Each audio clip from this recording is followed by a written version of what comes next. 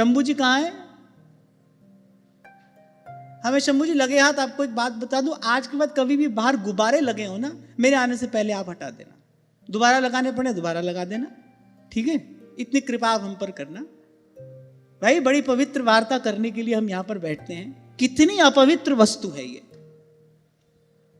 कितनी अपावन, कितनी अपवित्र। कायदे से तो मंदिर आश्रम के प्रांगण में इसका प्रवेश भी नहीं होना चाहिए।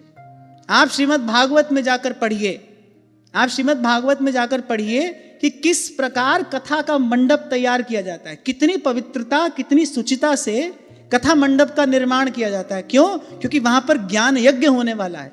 केवल प्रत्यक्ष में ही नहीं, अप्रत्यक्ष रूप से भी कितनी दिव्य चेतनाएं वहां पर आकर सत्संग का लाभ ले सकती हैं। इस भाव को अपनी दृष्टि में रखकर कथा मंडप को तैयार किया जाता है।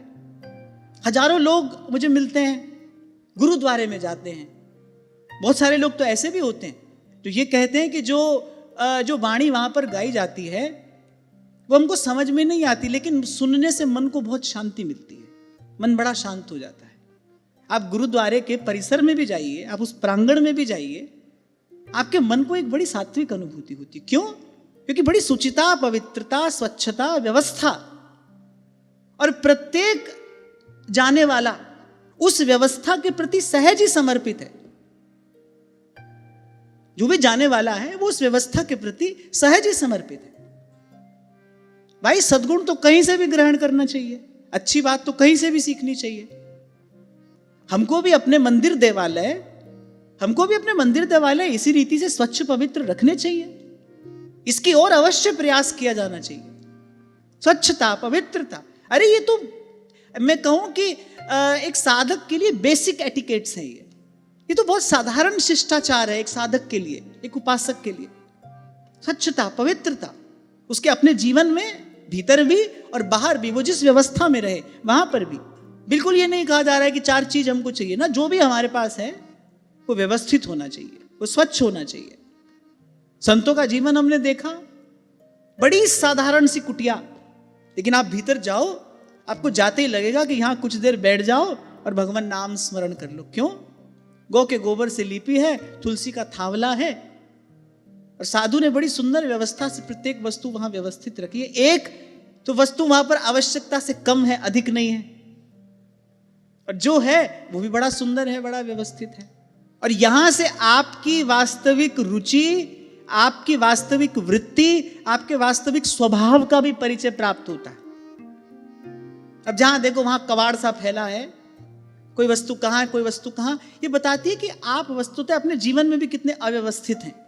अगर अव्यवस्था आपको रुच रही है, अव्यवस्था ही आपको प्रिय लगती है, तो ये कहीं ना कहीं आपके वास्तविक स्वभाव का, आपके आंतरिक व्यक्तित्व का भी परिचय देता है। और मुझे लगता है कि इन सब छोटी छोटी बातों को आप अपनी दिनचर्या का हिस्सा बनाओ तो कोई बहुत अधिक देर थोड़ी लगती है। भाई एक वस्तु को यहां भी रखना और एक वस्तु को उसके स्थान पर भी रखना, वो वस्तु कहीं ना कहीं तो रखी रहेगी ना। उस वस्तु को कहीं ना कहीं पड़े रहने के लिए स्थान चाहिए ना, क्यों ना उसको यथास्थान रखा जाए।